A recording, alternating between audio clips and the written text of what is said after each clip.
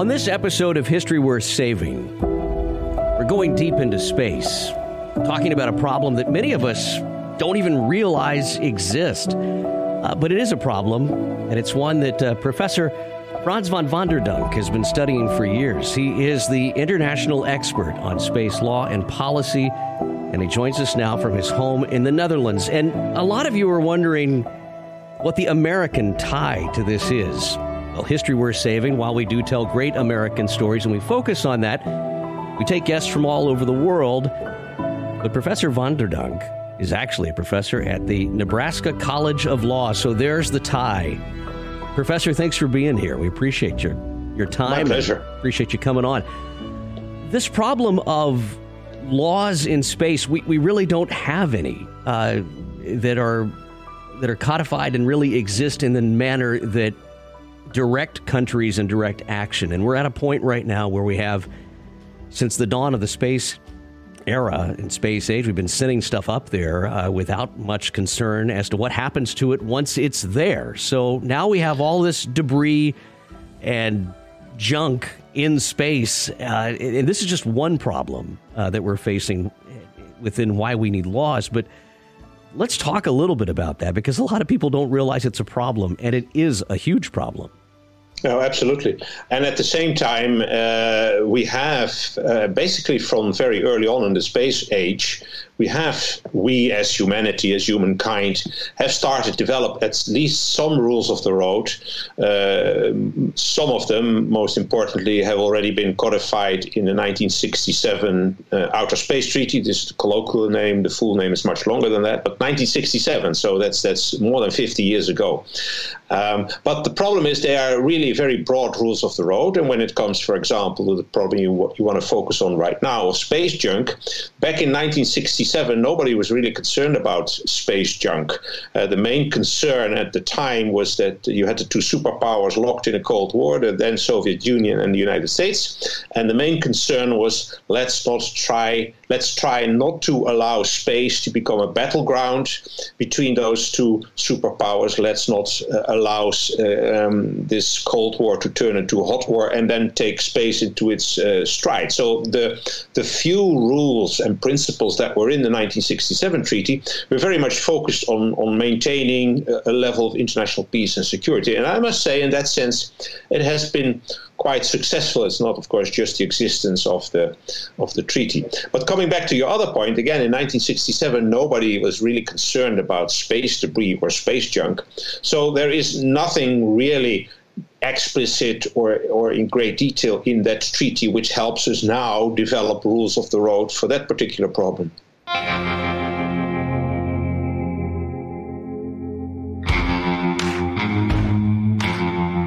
Let's paint the picture here just a little bit, because there's a lot going on right now. We're hearing about some countries doing tests where they actually shoot down a satellite. One of those tests, if I read this correctly, might have happened at the very beginning of the conflict and the war that we see going on right now in Ukraine. And it took a position that they were going to do this test. This certain nation was going to do a test. They took out this satellite, this old satellite of theirs, but it created a debris cloud, and I'll let you explain the rest. Yeah, well, that's the baseline. The unfortunate thing is that it's not just one country, because then it would be relatively easy for the rest of the world to put that one country in the corner of the bad guys and at least create a political opposition globally that this is not something to be done. Unfortunately, all of the main superpowers have done these things. The United States, Russia, China, India has recently joined the club. So part of the problem is that the current worsening geopolitical situation sort of stimulates new countries, because in particular India was relatively new in this field, to show that they are up there with the big boys as well. And this target practicing in outer space is basically showing your own muscle. And you're absolutely right, it aggravates the problem, because it is clear that even if it's your own satellite with which you can technically speaking do what you want, if you create space debris, that creates the risks for everyone else too. And at some point you have to reposition your own satellites. So if you're watching a situation develop in the Ukraine and somebody creates a cloud of space debris. Now you have to turn that satellite away from what you were looking at and move it, in just rudimentary terms here, it and not be able to see what you need to see, but then avoid the space junk. And some might say, well, hey, wait a minute, that sounds nefarious. That if you're doing it in those manners, that might not be on the up and up with what you're at least portraying that you're doing. Is that where we're at today? Yes, it's nefarious. It's unfortunately politically, or it's unfortunately, I should say, legally speaking, not yet completely prohibited. That's part of the problem. But it is politically speaking less and less acceptable. But that doesn't mean that countries stop doing it. But the interesting thing, and that's the one element here which gives me a little bit of hope, is that space junk doesn't discriminate. So you may shoot down your own satellite and create a lot of extra fragments, but those fragments may also come back to haunt you. And a very to the point example was when the Russians last December blew up one of their own satellites, again to show their muscle. That was still before the war in the Ukraine. And part of the problem there was that some of the debris tended to come too close to the International Space Station for comfort. And there are procedures on board of the International Space Station. If a certain big piece of space junk comes too close for comfort, the astronauts scramble in whatever vehicle is attached to the space station at that moment, so that if something really hits, they can immediately take off and get home. And the interesting thing is there were 3 Russian cosmonauts on board of the International Space Station, because at that time, Russia was still part of the game. They're now getting out of it, which is a different story. But that time, there were still 3 Russian cosmonauts. So they also, by shooting their own satellite, endangered the lives of their own 3 cosmonauts.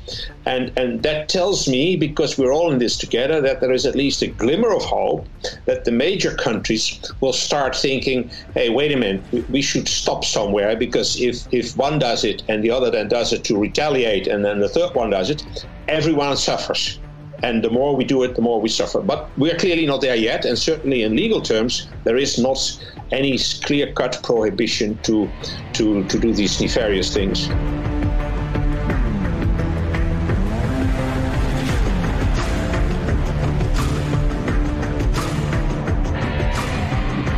I was just thinking before I started this interview with you, Doctor, how it must be for you to draw inspiration in this realm that you've decided to study.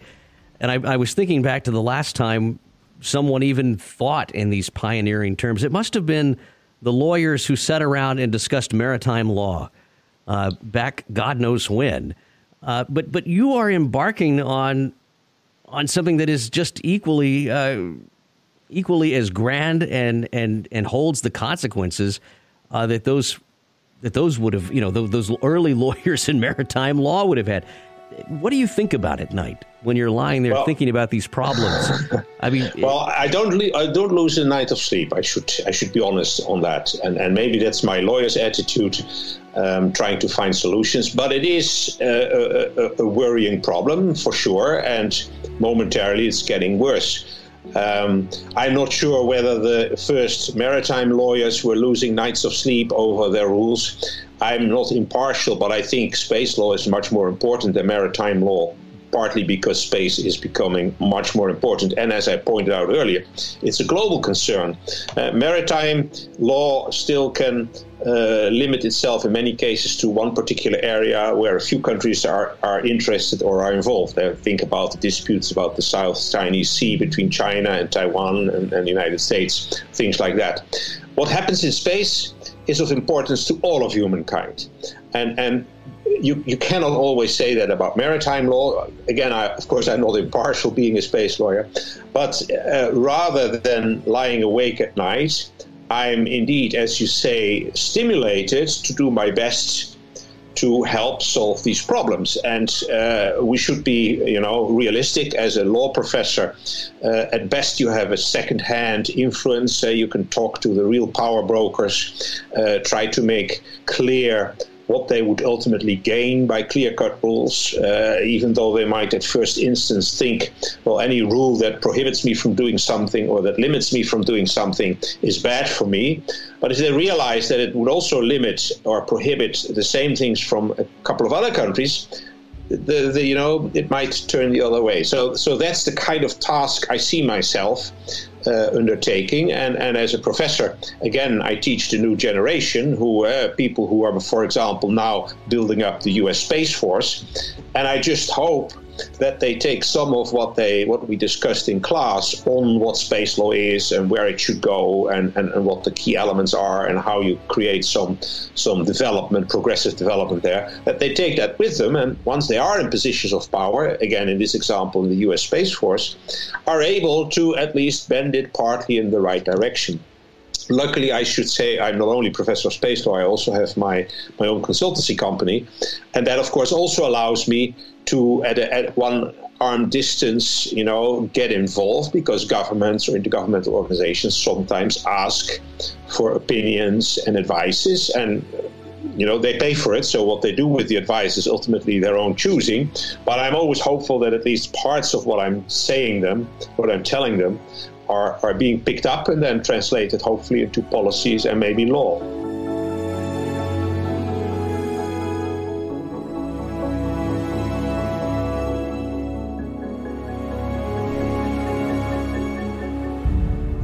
I was really excited when I got to send an email to an email address at Black Holes. That the name of your consulting company, which I just think is great.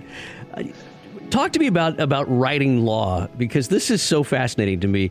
When I read some of the early founding fathers here in America, and we see some of the Constitution verbiage and wording, it always has this openness to it, this sense that they could see into the future and know exactly what we were dealing with. When you're writing law like this or developing policy, how do you go about it? What are the rules of the road? If you could just impart a few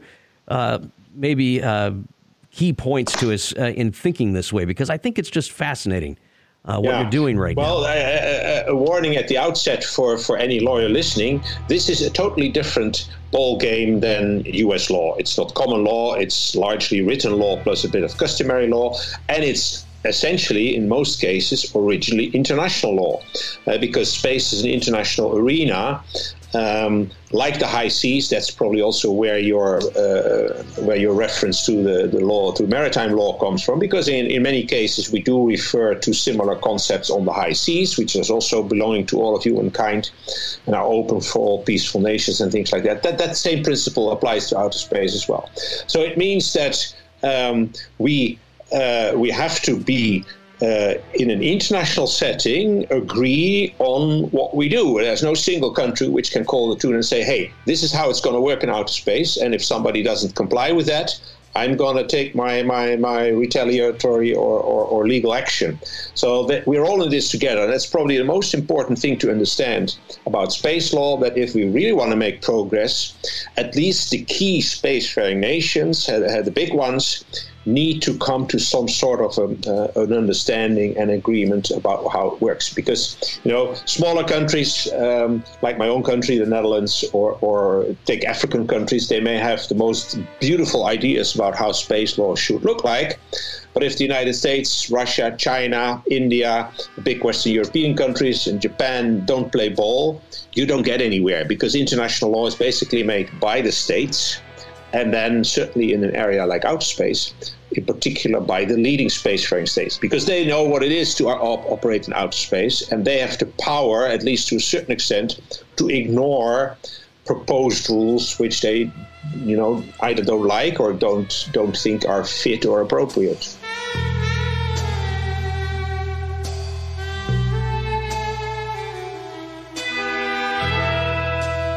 What are we doing well right now?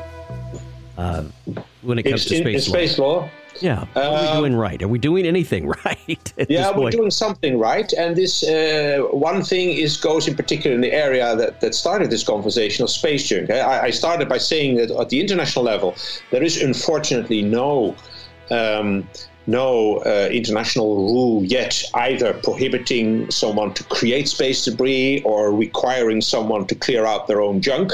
That is what we're working on. But the good thing that we see happening is that some countries, the United States, United Kingdom, and France, to name a few, are now taking the lead and say, okay, we cannot afford to wait until everyone plays ball. We have to start working on it now, because if we only do that once everyone is in the same ballpark, then we are too late and the skies are full of junk.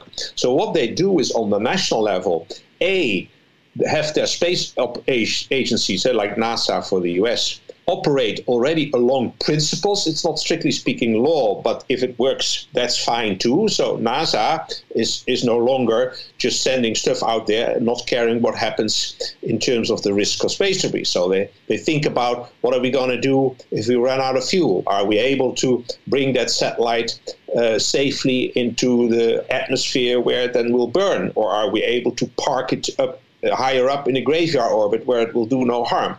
And one of the good things that we're doing right now is also, or those countries are doing right now, is that they also are going to impose upon their national operators, who need a license to go into space in the first place, to come, as part of the licensing process, to come forward with plans of what we're going to do. So if SpaceX, Elon Musk, wants to launch something, he needs a launch license from the Federal Aviation Authority, the Office of Commercial Space Transportation to be exact. And in the licensing process, SpaceX has to tell the FAA, well, if something goes wrong, here are the plan B and plan C to avoid major parts of space debris of continuing to circle in orbit. And this is what we're going to do if the satellite is close to the end of its lifetime. We use the last bit of fuel to boost it into a safe graveyard. And if they don't come up with plans for handling these space junk risks, then the FAA might refuse them a license. So that's something we're doing well. We're doing well in spite of the fact that you could also argue, well, we actually disadvantage, at least in the short run, our own commercial industry, because we impose higher requirements upon those than maybe the Russians and the Chinese do. I say in the short run, because I think in the long run those countries will have to follow suit. And then you have the advantage as an industry that you already started earlier to think about this mitigation measures, so you have a technological advantage. It's the same as with the environment on Earth. It just happens 20 years later in space. I wanted to talk about some of the cleanup efforts. Is there one in particular that stands out? Because reading some of this stuff is literally reading science fiction. I mean, some of the ideas are so far out there and just incredible. Is there one that stands out in your mind at the moment as far as the solution? No, we don't have the golden egg yet. We don't have the perfect solution, and maybe we need to not tie ourselves to one single solution, because for different situations, different options may be the best. But what we do see is a lot of experimenting going on. Japan, Europe, United States have already sent test vehicles in outer space and are testing different technologies. One is harpooning, that you launch a harpoon into a dead space object which is run out of control, thereby then can tug it down into the atmosphere and everything burns. Or you can attach a solar sail to it, which sort of lowers the speed, which then also allows the gravity of the Earth to draw it back into the atmosphere, and then it burns. And there are other techniques also, like catching things in space, a giant vacuum cleaner. These are currently being tested, and I can't say which one is going to be the big one. But again, we may think about using different techniques for different operations. If you have a vacuum cleaner, you can probably clean orbits of all sorts of tinier debris, whereas for one big dead satellite, it may be a better solution to use the harpooning technique. But again, they're all just being tested, because as you can imagine, not only do they cost a lot of money as for themselves, but they also carry certain risks. I mean, you don't want to try and harpoon a dead satellite with the result that that satellite and your own harpooning entity, a harpooning satellite, crash down on Earth or crash into the space station. Because something goes wrong, right? Right. I could just imagine, what do you do for a living? I'm a satellite harpooner. That's my new job title. But this stuff that seems so far-fetched, I mean, it's an incredible physics problem. Just from the layman's perspective, when you look at how fast this stuff is moving, and then what the impact is on something that is not moving as fast, I mean, it's monumental.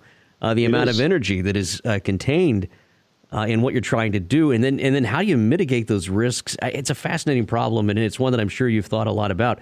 What got you into space law to begin with? Were you a science fiction guy or a kid growing up, or what?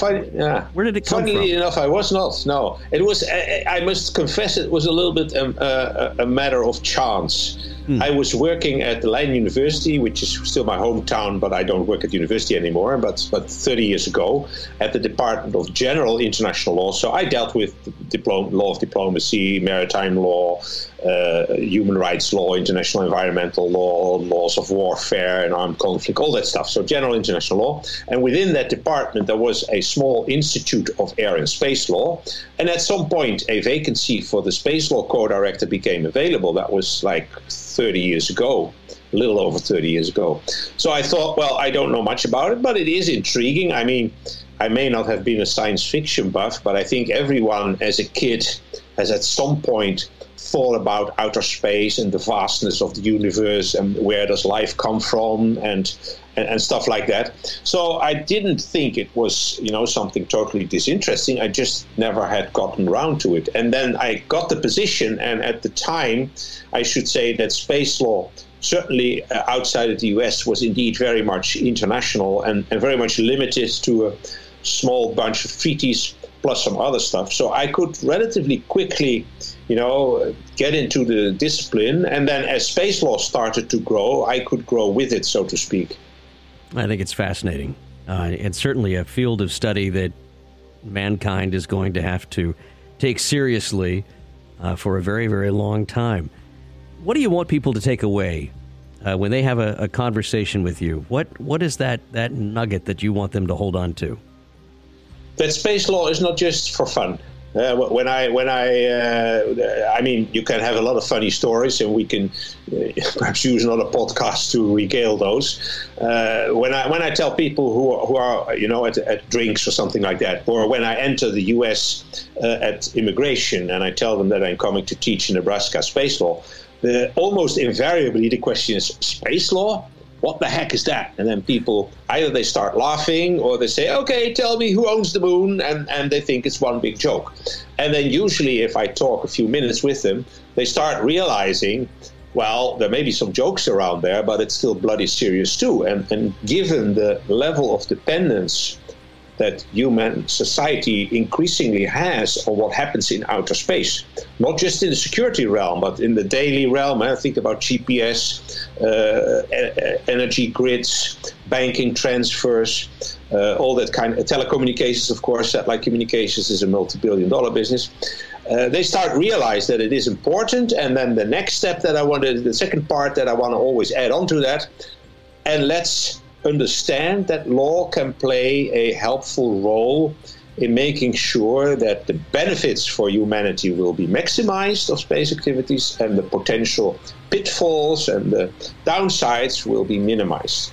Of course, law is not the only tool, it's certainly not a perfect tool, but it can certainly help.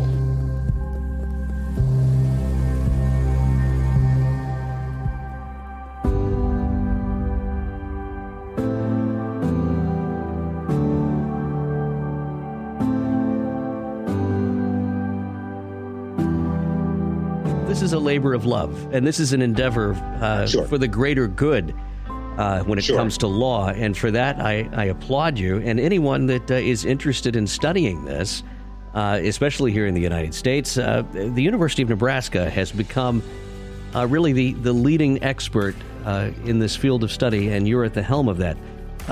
Talk to the prospective student right now who might be looking into something fun.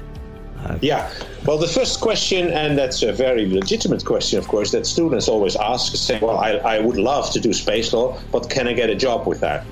And the good thing is that I think we're currently on a cusp of a new era where, in particular in the private sector, think about Elon Musk, Richard Branson, Jeff Bezos, and their space tourism ventures.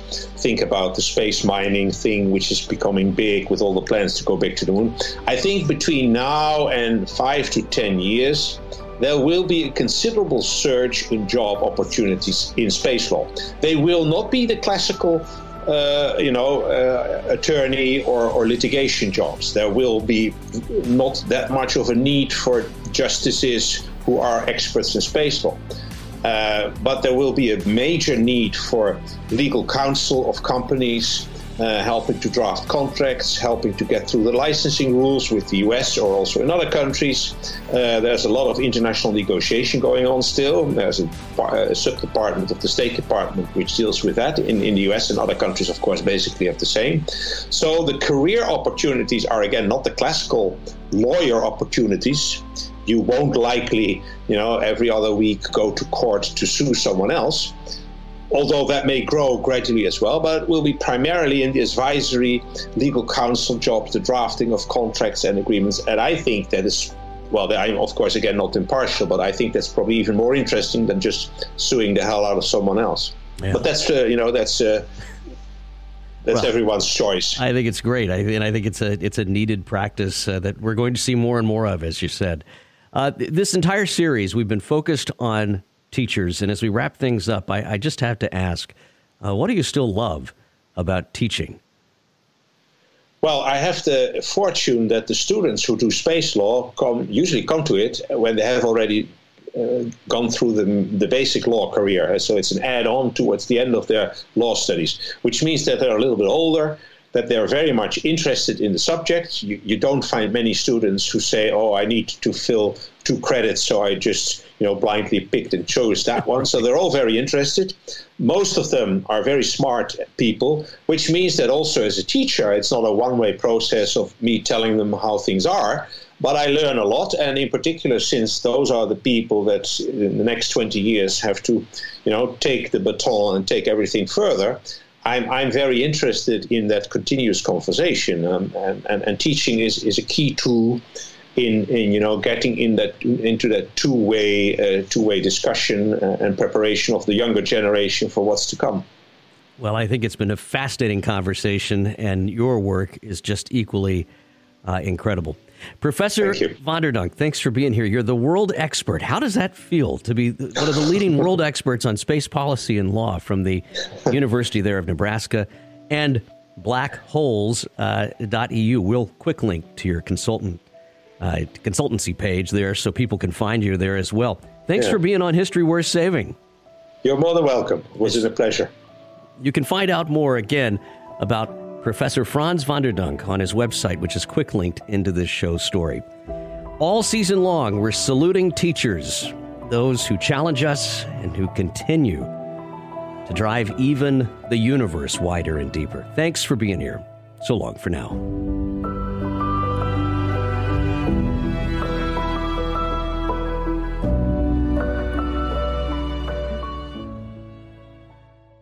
Take as little as 3 minutes to see if you could save on motorcycle insurance with Progressive. Come on, you've spent more time than that thinking about helmets with faces on them. I should get a new helmet.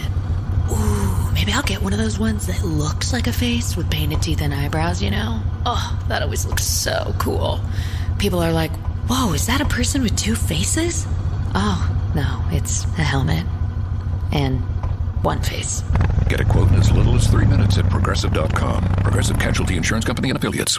Wendy's home-style French toast sticks are so delicious, some are saying that they're better than their mom's breakfast. Excuse me. Did you just say Wendy's French toast sticks are better than my breakfast? Mom, is that you? Answer the question. I said some people are saying that because they're so crispy on the outside and fluffy on the inside and perfect in every way. Uh-huh. And what do you think? I think it's time to tell people to choose wisely. Choose Wendy's sweet and crispy home-style French toast sticks. That's still not an answer. At participating U.S. Wendy's during breakfast hours.